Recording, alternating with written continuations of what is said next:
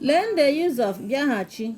Aghachi means come back as a verb in sentences. We are going to use this verb aghachi in our sentences now. Igbo, English. The first sentence is ego bịaghachi azụ n'ụlọ akwụkwọ. Ego bịaghachi azụ n'ụlọ akwụkwọ, meaning ego come back to school. Bịaghachi azụ ugbu a. Bịaghachi azụ ugbu a, meaning come back now.